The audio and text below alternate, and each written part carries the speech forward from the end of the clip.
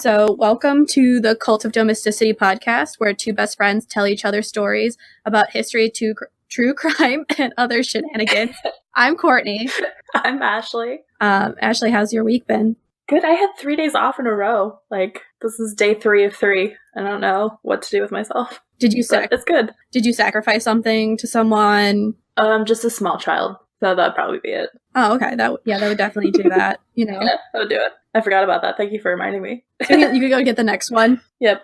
New schedules coming out all the time. That's a lot of small children to go through then. I mean, it's a weekly schedule, so 4 a month, yeah, that's kind of a high rate. They're gonna catch on to me here pretty soon. Yeah. We probably shouldn't be talking about that. Nope, we should not. That was sarcasm. There have been no small child sacrifices. Nope. Maybe probably because you're a Catholic, just light a candle or something. Couple rosaries. This is fine. Say some Hail Marys. Oh, that's fine. No, I liked your 50 Shades of Grey commentary a lot better than that fucking football game that happened. I'm using football game in quotations because, goddamn, we did not play at all. Yeah. But, yeah. I didn't watch it. That was not a fucking touchdown. It wasn't. He was not a receiver. Or not a runner. He was still a receiver flying through the air when he broke the plane of the... Anyway, sorry. I have some thoughts and feelings about that game. But at least we got to play. I mean, I can't really talk because the only football team that wins things around here is OSU. Yeah, that's true. Yeah, because let's not lie. The Browns ain't winning anything. Yeah, but you can have an undefeated defeat parade. It was too damn cold. No one ever said it was going to be fun. It's a defeat parade. It looked really fun. I was just not going out there because it was like single digits and the stadium's right on the lake. By the way, doesn't have a retractable roof. You're never getting me in that stadium. Like, never. Yeah, no. That's funny. Maybe if there's a rugby game in there. How likely do you find that to be, though? I want to believe it. I don't think it's going to happen, babe. I'm sorry. I want it so bad. I haven't gotten to go to a live rugby game in so long. Since you were in one? No. Because I went to, when there was the Pro Rugby League in the U.S., I went to the ones in Columbus a couple times. I forgot and they were fun. It was very rugby because the only two stands were, like, meat and beer. That's awesome. Right? That sounds about right, too. Oh, wait, I forgot to tell you, Schnitzel needed 2 hugs today during her walk. Aw. She loves cross-country skiers. Mm-hmm. Mainly she loves people, and, like, if she doesn't get attention, then she needs a hug. I mean, isn't that true for all of us, though? Yeah, but she'll, like, she doesn't ask, she just kind of, like, shoves her body into yours, so then I'm like, do you need a hug so I can properly hug her? Which means I'm picking half of her body up. I mean, that's how Casey used to ask for hugs. He would just, like, walk up and stare at you with his chin on your face. No, she doesn't do that. She, like, body checks you a little bit. Oh, he would do that if you're standing up, though. Like, if you're sitting down, he would just come over and, like, put his head on your leg and go, like, stare at you. I realize you can't see the face I just made, but I made one. Sorry. No, she was so sad. And I'm, like, she was good. She stopped and waited. Aw.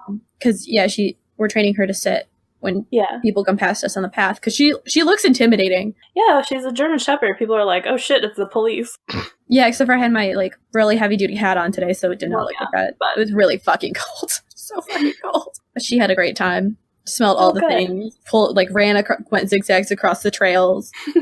I got really paranoid because you were in the woods. Yeah, I was in the woods, and they well, no, today is different. It's because normally people they don't come to just walk themselves. Normally in the winter it's too damn cold.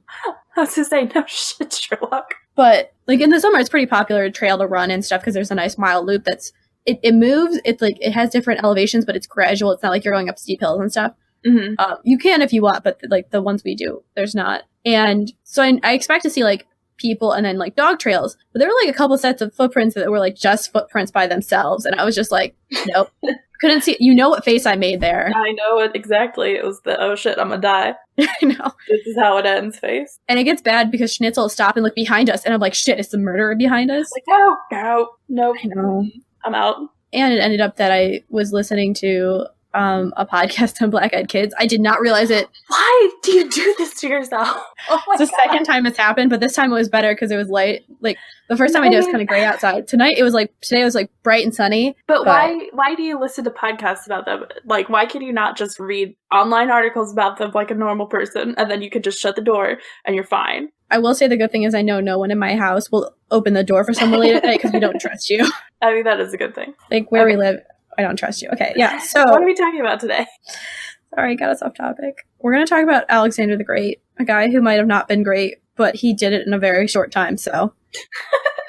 A guy who might have not been great, but his name is the Great. I love it. Okay. Well, all those things are normally added, like, after you die, so. And he died kind of how I want to go. But yeah. So, we're going to be using some notes, and I have Plutarch, The Age of Alexander. So we got some good primary source documentation here. Look at you with the credibility and whatnot. I know. I found my book. I was really excited. I thought I had to go to the library. And I found my book behind another row of books because I don't have enough room on my bookshelf. So. Right, nerd.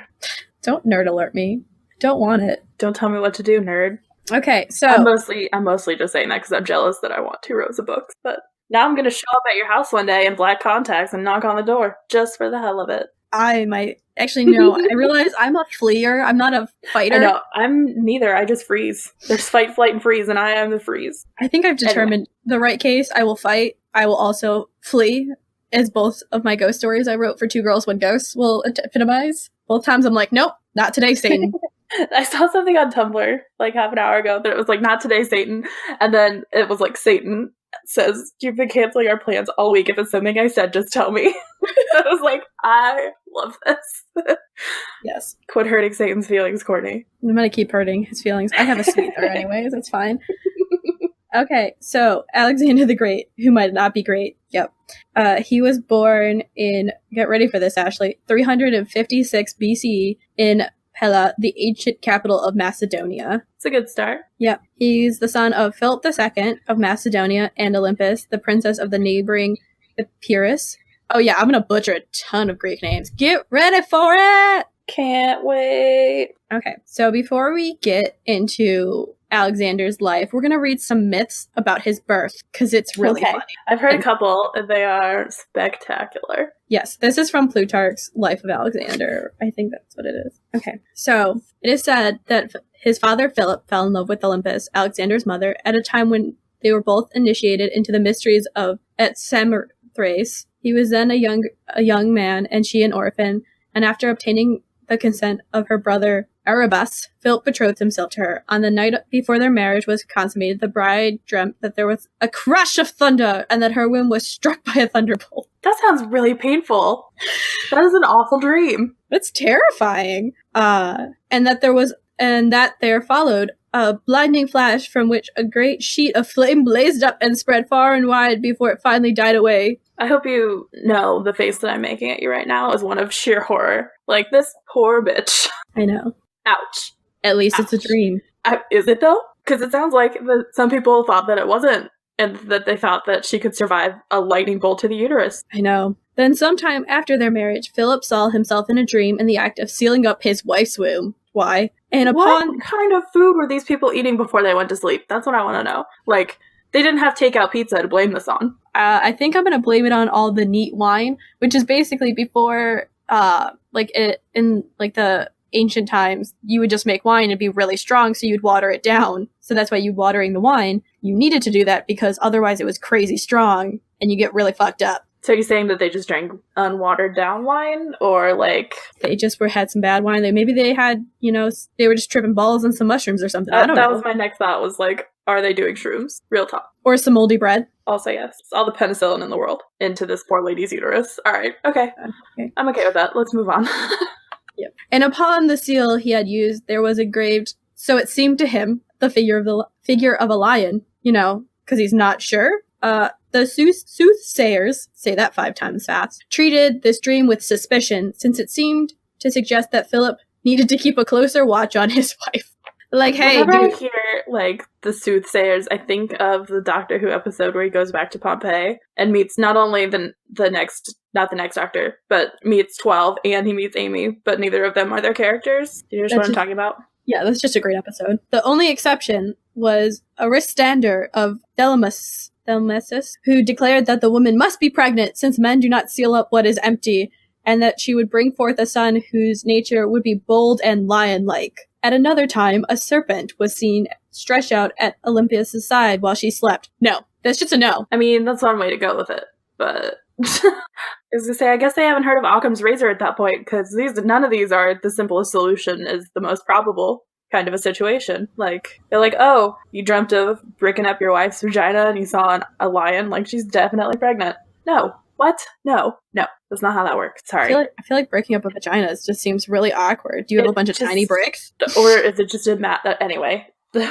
Okay. I'm just not a fan of snakes being in my bed, so, and it was at this, more than anything else, we are told, which weakened Philip's passion and cooled his affection for her. So from that time on, he seldom came to sleep with her. Basically, they ain't fucking. The reason for this may have been that he was afraid she would cast some evil spell or charm upon him, or else that he would recoil from her embrace because he believed she was the consort of a higher being. So basically, I believe the snake, if I remember correctly, is supposed to be like a god. Okay. And, so he's like, I'm not banging you anymore because I'm pretty sure you're banging a god. I mean, I kind of get that if you want to avoid pissing off said god, but, like, maybe it's just a snake, dude. Yeah. There was also... I could be wrong. They also thought his wife, eventually they thought she was like a witch, so basically... I mean, that could be because he was like, yeah, she totally was banging a god. Well, we'll see how Alexander uses that later on, but remember, there are 3, so she either could have gotten impregnated by a lightning strike to the womb, for some reason her husband boarding up his wife's womb, or she fucked a god in the vision of a snake. I mean, all of those are pretty badass, though. Weird, but badass. Yeah. So, from there, we're going to step away from Plutarch. I know everyone is very upset about this. Guilty. I'm in tears now. So, Alexander spent his childhood hanging out with his dad, watching his dad, Philip, transform Macedonia into the military power on the Greek peninsula, and winning throughout the Balkans, which is, you have Greece, the little bit between, like, Greece and Turkey, Balkans. At age 12, he proved his equestrian skill to everyone when he tamed, Bucephalus? Bucephalus? 5 stars. Just absolutely perfect pronunciation. Great work. None of the Greeks are rolling in their grave right now. You nailed it. They're all trying to use Zeus to, like, smite me right now. Just so many snakes are going to be in your bed tonight. Dear God, no. Please, no. Which, again, sounds like a euphemism. Does sound like a euphemism. So this unruly stallion, which had, I got some information from, like, the history of Macedonia.org, so I'm assuming they're pro-Macedonia, so it's a little propagandist. What do you mean? That sounds 100% legit. No, wait for it. Unable to be ridden and devouring the flesh of all who tried. So you're telling me, hold up, no, that this horse is just eating people and didn't get killed after eating its first person? Yeah. Bullshit. That's not a thing. Not even in ancient Greece is that a thing. I just want this to be a horror movie now. It already is. It's a horse that eats people. Like, it is already a horror movie. No, there's gonna be, like... It's gonna be called Bakla blah blah blah, whatever the horse's name is, because I really, from what you told me, I have no idea how you even would spell that. And it's just gonna be called Bakla blah blah, the horse that eats people. Okay, well, from now on in my head and in my heart, which is more important, it's gonna be Bakla blah blah, the horse that eats people. Really? Bucephalus? No. Are you for real? Yeah. Oh my god. Bucephalus? Is that how you think it's said? Yes, that's how you say that. For real? I can't with you right now. Oh my god. I was thinking that it was like BACL of some sort, because you were like, like, really? Don't die, or I'm gonna have to send... I laughed so hard that I started coughing. I'm gonna send Bucephalus over there if you die. He's gonna eat you, and then tell you how to pronounce his name. Okay. All right. Bucephalus, the horse that eats people. I hope you know if I die, Socks is down here, so he'll probably eat me first. And then I'm gonna call him Bucephalus. It'll be all okay. So going back to Plutarch, he wrote of the occasion, Philip and his friends looked on at first in silence and anxiety for results, because I believe Alexander's like his only son at this time, till seeing him turn at the end of his career and come back rejoicing and triumphing for what he had performed. They all burst out into acclamations of applause, and his father, shedding tears, it is said, for joy, kissed him as he came down from his horse, and in transport said, oh my son, look thee out a kingdom equal to and worthy of thyself, for Macedonia is too little for thee. I like that he speaks like a Pennsylvania Dutch Quaker. Oh my god. I like that. That's a nice touch. We're just King Jamesing it up over here. Seek thee out a kingdom. Let's not lie. This is earlier than that shit. I am well aware of that. Don't you worry.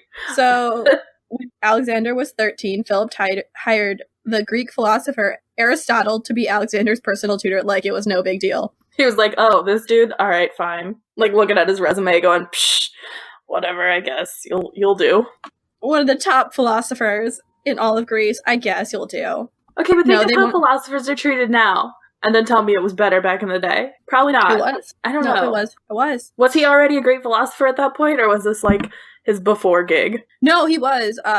Basically, because this is past the point of like Greece's height, and now Macedonians are like trying to be like, we're just as good as the Greeks, so he wanted to train his son to be like, gotcha, have all the Greek knowledge. And gotcha. So for 3 years, Aristotle gives Alexander training in rhetoric, literature, and encouraged interest in the science, medicine, philosophy. So basically a well-rounded education for the time. And we see that Aristotle and Alexander are lifelong friends. So that's good. Then in 340, Philip assembled a large Macedonian army and invaded Thrace. And there will be maps and stuff like that up on our Facebook page, so take a look, because I'm going to be naming a hell of a lot of places. And guess who he left in charge of Macedonia? 16-year-old Alexander. Makes sense. Good leadership decisions. Well, it proves that he trusted Alexander with the kingdom, and he's proved himself capable to rule. Plus, it's like a test, because if he fucks up, his dad has a giant-ass army to come back and be like, bitch, what'd I tell you? I know, but like, don't break this. Why 16? You couldn't wait a couple more years?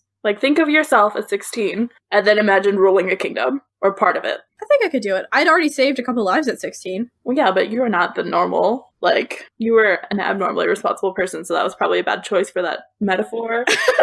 But, okay, well, you didn't know me at 16. I'm thinking of me at 16, and it's not a great idea. Like, no. I'll think of my brother at Yes, think of your brother at 16. There you go. He threw an aerosol can into a fire. That's the one you want leading your kingdom. Probably not. We thought a bomb went off. I like that you just casually throw that out. Like, he threw an aerosol can into a fire. He did. It was terrifying. We really thought there was a bomb that went off outside our house. Do you know what's funny? I completely believe that to be 100% factually accurate. That he did that. Like, yeah, that lines up. And it was pretty, like, the fire pit at that point was pretty close to our house. It was by our garage. Wait, he did it at your house? Yeah. That's some shit you do at a friend's house that you don't get invited back to. No, he did it. I think my dad beat his ass, which he probably deserved at that point. Realistically. That's one time where I believe corporal punishment. Yeah, that's fair. You could kill us all. Yeah. I'd probably be okay. I think he beat his ass in front of his friends. Again. The Macedonian army and Philip leave and go to invade Thrace. But everyone sees the army going by. They're like, bye, good luck killing everyone in Thrace. And there's a Thracian tribe of Medici. It kind of looks like Medici, but without C's and an A and an E. So not at all? No, it does. Let me send it to you. I do not speak Italian. I mean, it doesn't really look like Medici. I'm going to go with that. It does to me. Okay. I'm not even going to. These not Medici tribes, Thracian tribes, revolt and basically threaten Macedonia. Alexander's like, bitch, no. Gets an army, takes down the rebels, and defeated them, capture their stronghold, and then what seems to be a theme in his life, names it after himself. Ashley, would you like to guess how he named it after himself? Is it Alexandria? No, that's later. Well, then, I don't know. Alexandropolis. I mean, it's not a whole lot better, but for a first try, I'll get for a first draft, that's not awful. Yeah. 2 years later, so remember, we're counting down. So we're going to year 0 at this point. So it's 338 BC. Philip goes, hey, Alex, you've been doing a great job. So why don't you take a commanding post among senior generals when the Macedonian army invades Greece? And Alex is like, sweet dad, thanks. Direct quote. Yes. And this is where Alexander pretty much starts to take on this mythic status. At the Battle of, get ready for it, Charonia, the Greeks were defeated by the Macedonians, and Alexander's bravery was displayed when he destroyed the elite Greek force, the Theban sacred band. So he was basically like, bye bitch. Fuck you. I hope you know I'm picturing him as your brother now. This is getting weird.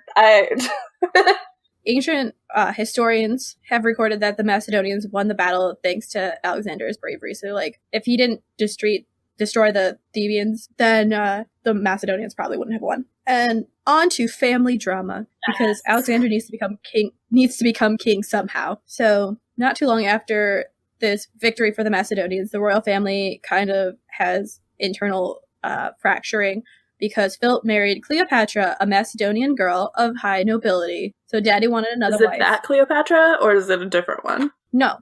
Though Cleopatra is of Macedonian and Greek ancestry, because she is of the Ptolemaic dynasty, which are after Alexander gets everything and dies, his successors basically divided up the kingdom into several different components, and the Ptolemies took over Egypt. And so that's where Cleopatra's from. Is she the one with Mark Antony, or Mark Antony? Yeah, not Mark Anthony. Mark Antony. Mark Antony is the singer. Sorry. I'm always picturing Mark Antony as Mark Anthony. I know. I'm the same way. I'm like, I know it's wrong, but I can't not do it. But that's it's 300 years later. So. Okay. All right. Or at least a couple hundred years later. I can't remember. So the short answer to my question, no. Different girl. Okay. Different Cleopatra. So at the wedding banquet, this is where some drama goes down. Cleopatra's uncle, General Attalus, made a remark about Philip fathering a legitimate heir, aka one that was pure Macedonian blood, basically saying that Alexander is a mutt. So Alexander's response to this is real fucking mature. He threw his cup at the man and blasted him for calling him the bastard child. I mean, I can't say that I would do any different, though. Up to that point, the only people who've contested his parentage are his own parents, and his dad's like, I'm pretty sure she fucked that snake. So, that's not that legitimate of a contesting of paternity. I really want our title to be, I'm pretty sure she fucked that snake, but I don't think iTunes would have smile on that one. We just call it the snake. You think that'll be subtle enough? Snakes in her bed. Slithery little snake. After Alexander really preemptively reenacts Real Housewives of New Jersey meetings. Yes! Did he flip the table too?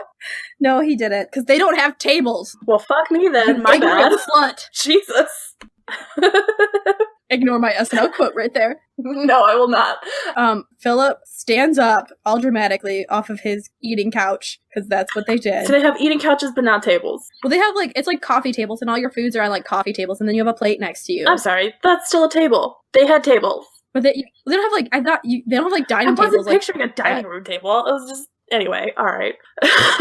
I'm cutting this part out. So, drew his sword, charged at Alexander, only to trip and fall on his face in a drunken stupor. Been there. Actually, I haven't been there, but I know people who have. Yeah, you're welcome. At which Alexander shouted, "Here is the man who was making ready to cross from Europe to Asia." And why did I go Scottish? I don't know, but I dig it. Okay, I'm just making Alexander Scottish then.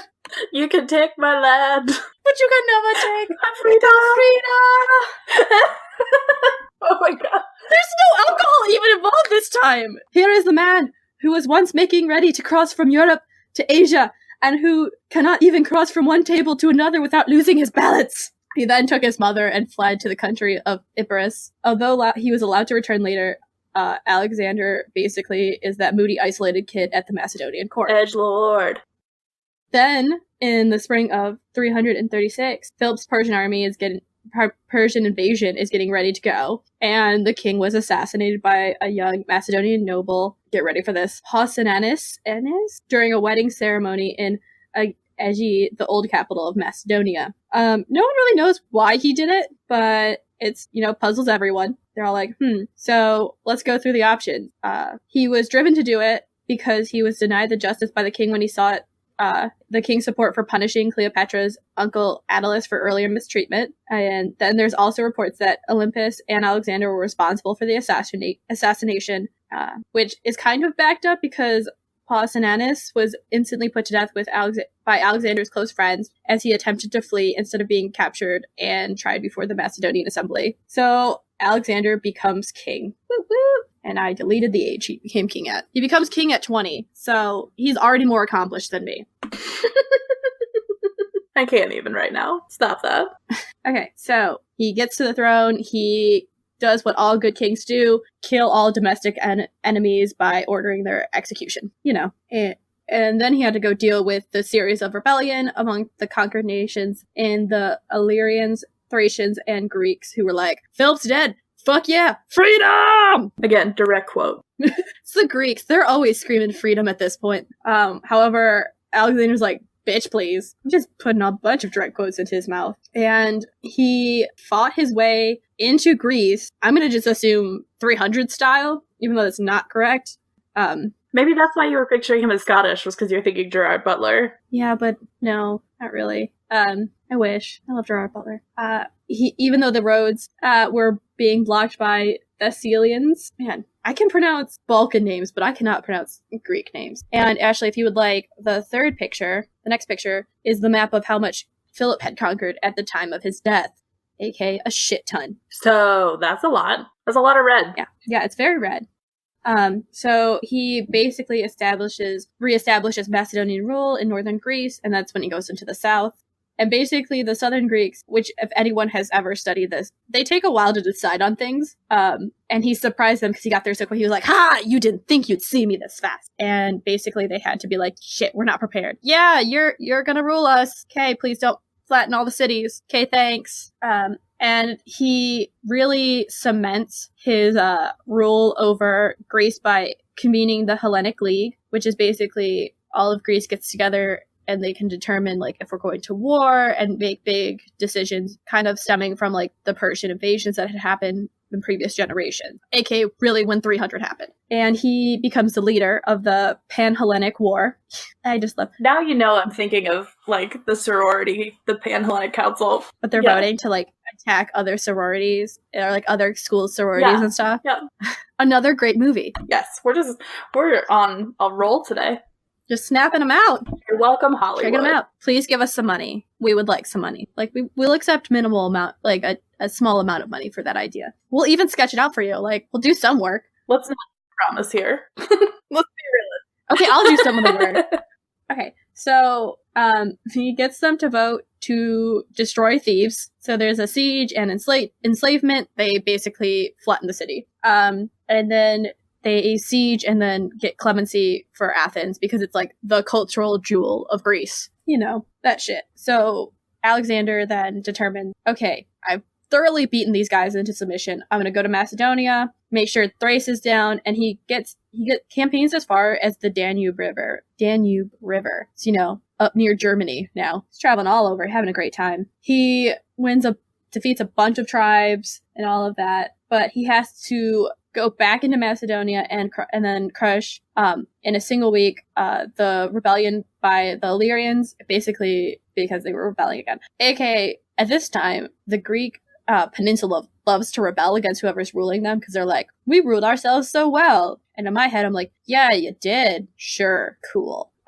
But there was rumors that Alexander had been killed in a battle, and again, Greece rebelled. It's like a drinking game through this period of history. If they say Greece rebelled, just finish your drink. That way, you're sobered up by the next time they rebel in like maybe 5 years. Alexander, pissed as hell, marches south, covering 240 miles in 2 weeks, which is hella fast.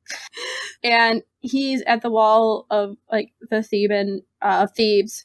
Oh, I preemptively destroyed Thebes. Whatever. This is when he destroys Thebes. So he shows up at their walls and like, hey bitch, you thought you lost me? And he basically lets them know like, it's not too late. Like, stop rebelling and I won't destroy your cities. And at that point, they might actually fucking destroy cities, because then people will scatter and you displace all the troublemakers. So basically Thebes is like, no, all the other Grecians will come to our aid. It's fine. We'll hold out. And basically the Athenians and the other Peloponnesians, aka mainland Greece, were like, shit, Alexander.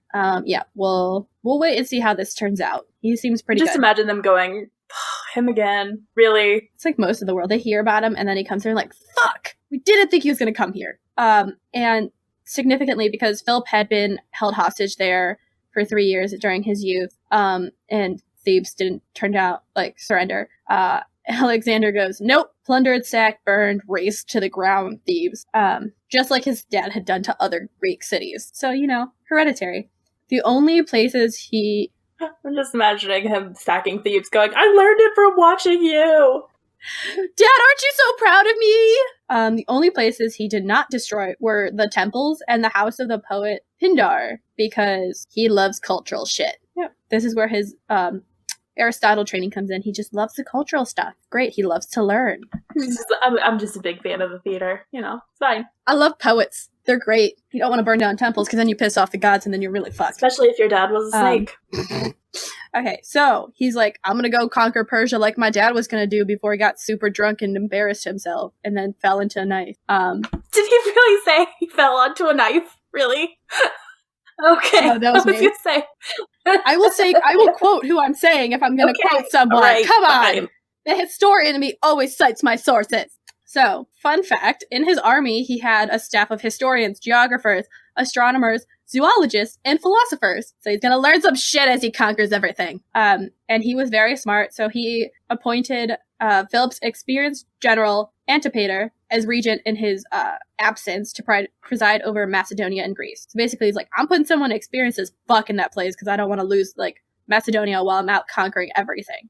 And I just love this. This is from my class notes, and I'm assuming my professor said this. He was on a quest for revenge against Persia, wealth and knowledge, and it was also a way to confirm Hellenic superiority because Macedonia believed they were Hellenic. The rest of Greece did not. They're like, no, you're barbarians. And they're like, bitch, please, we conquered you umpteenth time. So let's get into his conquering of Asia Minor. So Alexander took over Troy in at the Battle of Granicus.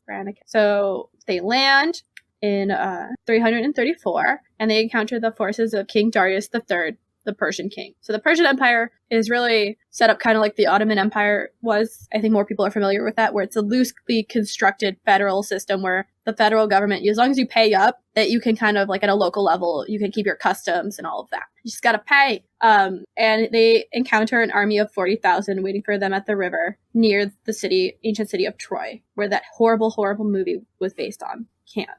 So this is not just the Persians, it's also Greeks, because they were pissed off at the Macedonians after Philip defeated the Greek army at Chaeronea. So a lot of this is just Greek city-state, peninsula politics. However, the Macedonians defeated the Persians and the army fled. Just picture the Monty Python, run away, run away. But some of the Greeks held their ground, who were fighting for the Persian, and ultimately ended up destroyed. The 2,000 survivors, though, were sent to be slaves in Macedonia, so, I mean, that's not getting some labor back. A lot of survivors, first of all. And second of all, what the actual fuck, dude? Really? Yeah, out of 18,000 Greeks perished and 2,000 survivors were sent away. Woo-woo! Okay. I said there's going to be death in this, but it's more going to be funny talking about Alexander. There's a lot of death, but we're not going to talk about it. Okay. Then the next battle is Miletus Halicarnassus, which is with the Phoenician city-states and navy, with the Greek commander Menonum. Because I'm sorry. You know me well enough to know I can't resist that reference. Yeah. So this is the culmination of Greek coastal cities on Asia Minor that were former colonies that are giving resistance. So Menomena and his men were trying to slow down Alexander's advance, and make it as difficult as possible as they sieged the Greek cities of Halicarnassus, Miletus, and Mylassa. But Alexander laughed and just kept going as he won all those cities. Then we have Pamphylia, Lycia, and Gordium, where we see Alexander defeat the mythical Gordian knot. Basically, the legend says the man who could untie the ancient knot was destined to rule the world, the entire world. But pretty much up to that point, no one had succeeded in unraveling the knot. But what does Alexander do? Like the badass he is, he just slashes it with the sword and it unravels.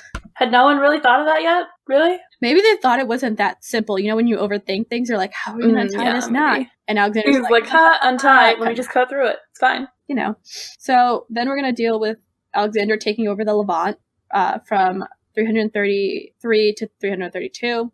We have the famous Battle of Issus, where they encounter the Persian forces under the command of King Darius III, again, the Persian king. And this time he's actually in charge of them. So this is in northwestern Syria now. It's a small mountain pass. So we have 30,000 Greek with who are the addition to Darius's army and against the Macedonian phalanx. It ends with a victory for Alexander. So again, he's outnumbered, but he wins. And King Darius fled, abandoning his mother, his wife, and his children. He sounds awesome. Yeah, I kind of think that this is, I don't think he would abandon his children. I think this is a little bit of like Greek writing their history, how they like history is written by the victors kind of situation, because it said Alexander treated them with respect out of consideration for their royalty. Fuck no, those are all rivals for the Persian throne with him. So, okay. Then Alexander continues on. We're going to see to Damascus and Gaza. We have him traveling through Syria and Phoenicia after the victory at Issus. And then in early 332, he sends his general Parmeno to occupy Syrian cities, and he marches down the Phoenician coast, where basically cities are like, yeah, we'll surrender. It's fine. We'll surrender. All except for this island city of Tyre, which refused to grant him access to the sacrifice at the temple of the native Phoenician god Melkart. So he sieged the city for 7 months. And basically once the Macedonians got through the wall, they were like, fuck no, I'm mad. And they killed a bunch of people, pillaged, plunder, all the things, you know, that you do. And they sold 30,000 people as slaves. And then Alexander goes to the temple and makes his sacrifice. That's all he wanted to do, was just sacrifice in the frickin' temple. He had a siege for 7 months, though they probably made a shit ton of money on slaves. Well, and like, if you think about it, you're besieging a city, you're starving the people out, and then the people who managed to survive that, you're selling into slavery, and then you're also like, hey, let me co-opt your god for a second. Like, no, I wouldn't have let him either. That's some bullshit right there. Anyway, sorry. Yeah. I have some thoughts on that, apparently.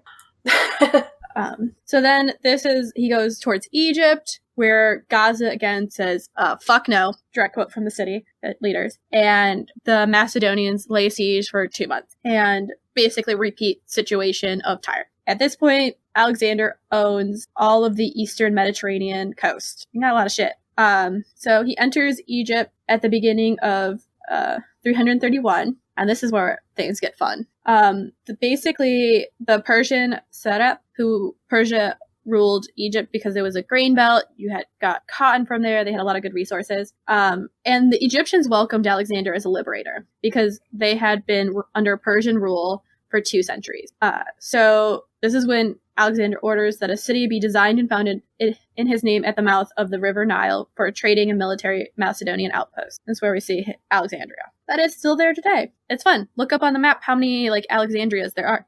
There's a fuck ton. That's an official unit. So he never sees it completed, but it'll be a giant economic and cultural center of the Mediterranean. I think it still is. But this is where we go back to his mom either having her womb struck by lightning or sleeping with a snake. Alexander travels to the Suya Oasis and goes to the Oracle of Zeus, or as the Egyptians knew him, Amun-Ra, the Egyptian god of the sun. And basically, at this point, the Oracle says, hey, no, you're the son of Goose. Of Zeus. You're the son of Goose. That's it. That's the title. Son of Goose. I love it. Okay. Sorry. No, it is. Nope, that's not the title. I'm editing and putting it will always be Son of Goose in my heart. It can be Son of Zeus. Nope. Goose or nothing. Okay. And so his name is Zeus Amanam. Yeah. I'm going to send it to you so you can try to say it. Zeus Amon? I don't know. Manamana sounds about right. to the entire nation of Greece. Sorry. No, that's Egyptian. So Egypt, also, we're sorry. Yes. Just everyone. We're sorry. We're sorry. Everyone, we're sorry. Okay, so, and it's like a 50-50 if people believe him or not. Some people are like, fuck no. Other people are like, if that's what you need to do to, like, rule, cool. So then he goes back to Mesopotamia because he's like, I want to go east and see what's over there, you know. And he goes back to Tyre. He receives reinforcements from Europe, reorganizes his forces, and starts to go for Babylon. Then he meets up with Darius again at the Battle of Gaugamela. I'm going to send it to you. Ashley, tell me how to say this. Gaugamela? It doesn't look like I don't know, yeah. No, it doesn't look real. Well, technically no words are real. It's all a construct. But yeah, it's all Everything's fake. a construct. It's all fake. Okay, so Darius again has a bigger army. This is just like basically saying Alexander can do it with the smaller dick. Like, I see your force is as big as mine. Just like a complete riff on Spaceballs. What? I've never seen it. God. It's a satire of like Star Wars. It's so funny. It's Mel Brooks. You need to watch it. It has John Candy in it. It's so funny. Instead of Jabba the Hutt, it's Pizza the Hutt. That should be the selling point right there. I'm not gonna lie. During the battle, it seemed like they were going to lose, but Alexander's cavalry rode directly at Darius and forced Darius to flee for his life, like he did at Issus. Basically, he's running away. Run away!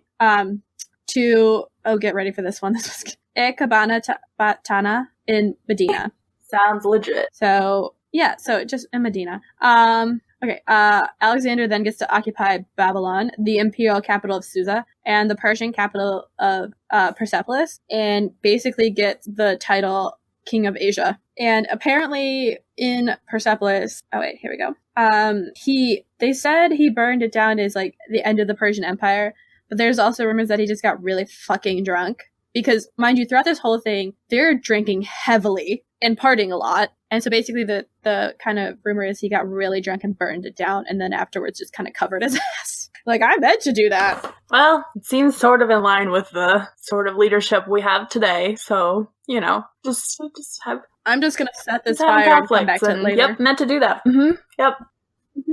I'm pretty sure he just got drunk and thought it was a great... Like, they were all like, this would be a great idea. You know when you get a group of drunk people together and, like, it's like, we should get pizza, and everyone's like, yeah, pizza! Yeah, pizza sounds good. Except in this case, it was like, let's just like, burn this whole city to the ground. Fuck them. And everyone was like, yup. Well, yeah. Except for it was a palace. Well, you know what? Clearly I wasn't listening that well. My apologies. Let's burn some expensive ass shit. Okay, so in order to win over his new Persian people, he appoints many Persians as provincial emperors in his new empire. He does this. He kind of blends, like he makes Macedonian soldiers marry Persians, like kind of blending so he hopes the empire will hold together that way, like get everyone kind of all becoming one, so that way they all have investment in this empire. He also begins to adopt Persian dress for ceremonies, gets Persians to be enlisted in the army, and encourages, like I said, Macedonians to marry Persian women. This pisses off a bunch of the Macedonians. They're his Orientalization, was just like, no, you're acting like a Persian. We make fun of Persians for not being as strong as our Macedonian culture and heritage and language. And this begins some conflicts within his own house and leads to a series of allegations that some of his officers were plotting to murder him. Because mind you, they've been away from home for a very, very long time at this point. He's left. It's at least 4+ years. And they've traveled really far, so they're just, like, tired and want to go home. So to figure out who's trying to kill him, he tortured and executed the accused leader of the conspiracy, his general's son, Philotas, and who was the commander of the cavalry. They also executed several other officers according to their law, and to prevent anyone from killing Alexander. Now we're going to get to another Alexander drinking story. He killed Clytus, another Macedonian noble, in a drunken brawl. So basically the whole Macedonian court was known for the tradition of heavy drinking. Like, that's their court tradition. So basically on the day that he died, Clytus publicly denounced the king about the murders of Parmo and Philotas, basically for killing people who he thought were trying to kill him. And he makes fun of Alexander for claiming to be the son of Amama, and for denouncing his own father, Philip II. So basically he's like, you're not the son of Zeus. We all know it. Why you dishing on your dad. Your dad was pretty great for us. Like, what the fuck are you doing? Who the fuck do you think you are? Pretty solid choice of dying words, though.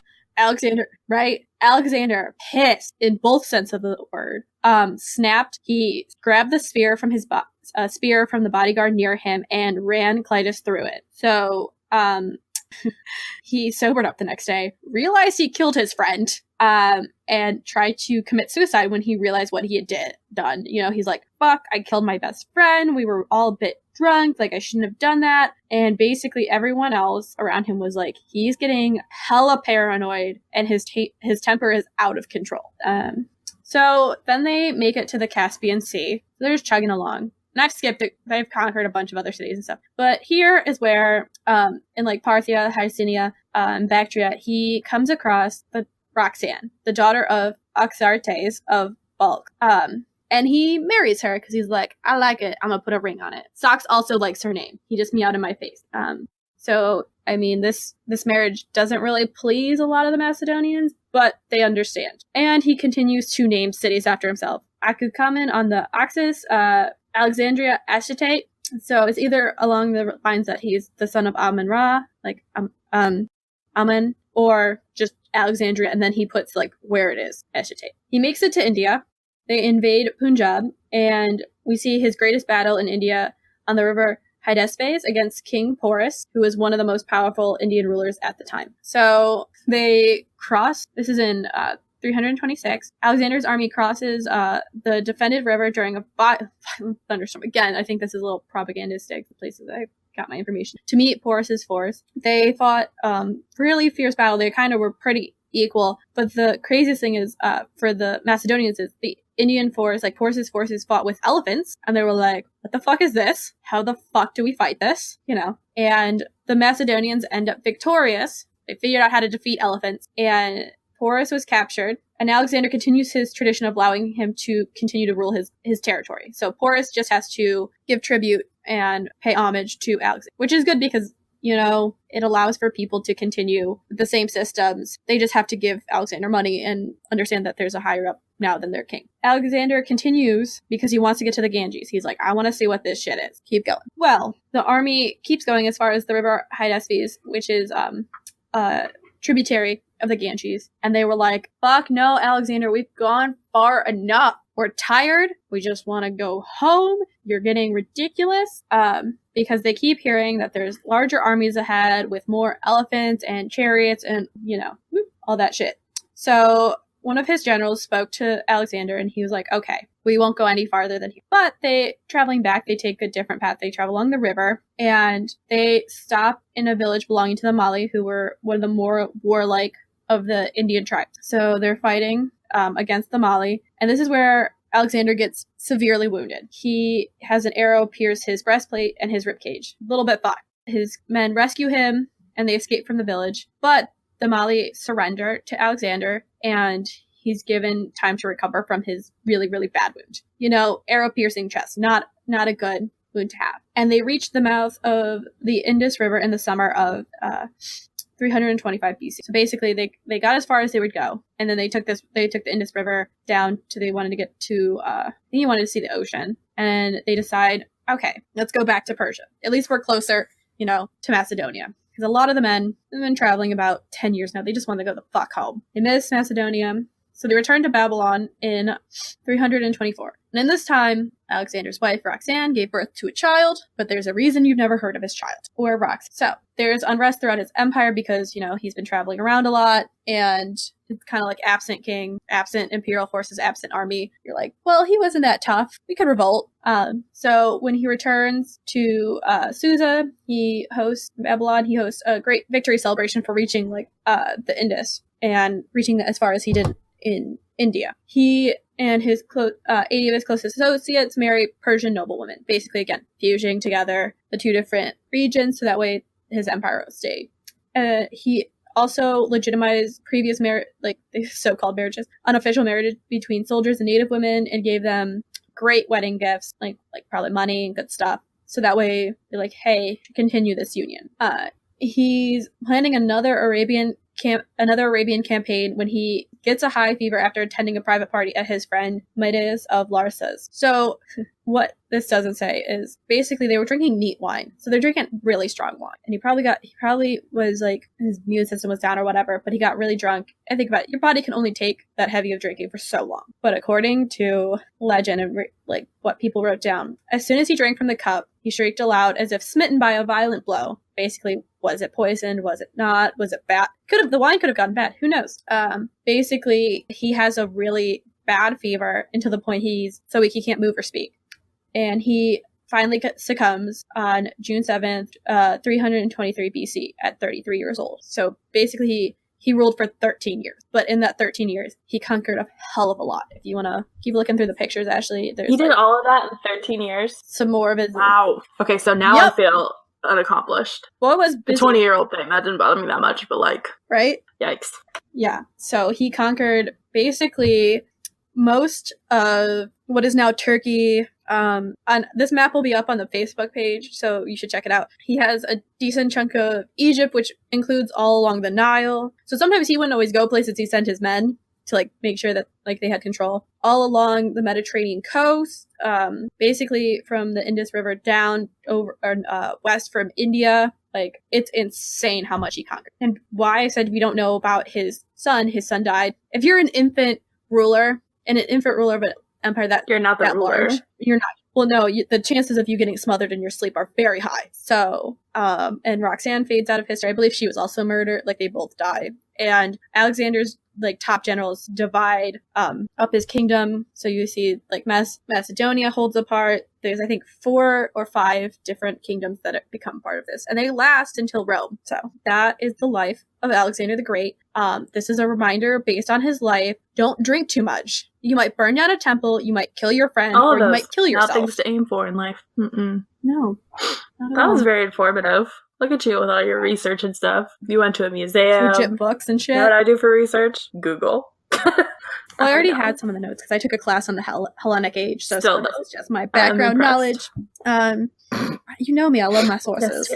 And I said this would be cheerier. You know, he kills a guy while he's blacked out drunk. I mean, at least feels the remorse really is there. That's a step up from the last few. And I'm really confused by elephants. Just what is this monster? There's like, I just imagine it's like Samwise Gamgee in Lord of the Rings being like, at first not realizing what it was, and then he's like, elephants. Oh, this week so this week our promo is for Brodettenation. So if you love hearing about strong, independent, amazing, inspirational women, I suggest you go over and listen. They're awesome. And what else? They're just awesome. She's just awesome. I mean, I was listening to an episode that they were recording at an active military base, like in the Middle East. That's awesome. What's not cooler than that? So here's their promo. Hey, it's Natasha Turney from the Brodettenation podcast, where I interview everyday women who own their stories. I've talked to military veterans, entrepreneurs, stay-at-home moms, fitness gurus, single ladies, and many more. My goal is to talk to as many different women as I can on issues that are important to their story and hopefully yours too. Listen on iTunes, Google Play, Podbean, and Stitcher. Follow me on Facebook, Twitter, and Instagram at Brodettenation. For more information, visit my website, www.brodettenation.com. Ashley, thank you for having the shortest episode we've had so far last week. It wasn't intentional. There's only so much you could say about a lady poisoning a bunch of her children without wanting to, like, poison yourself. And there's, like, no evidence on it, so... Well, I mean, there was, but not until after they dug up the bodies, and at that point, there was really only the one that still had the arsenic, so, yeah. Yeah. Okay, so... Thank you for listening to The Cult of Domesticity. We are available on iTunes, Google Play, Chorus, Spotify, and Podbean. If we are not on your preferred app, please let us know so we can fix that, even though you're listening to us now. So retroactively let us know. Sorry. Remember to rate and review and subscribe on iTunes, or really on any of your listening services to help spread the word. We appreciate it. And we'll start reading thank yous to the people who have reviewed us. You can check us out on Facebook and Twitter at Domestic Podcast and at The Cult of Domesticity on Instagram to get the episode tip-off, recipe of the week, and additional information about the week's topics. If you would like to suggest a recipe or topic, you can email us at domesticpodcast@gmail.com. High five! High five!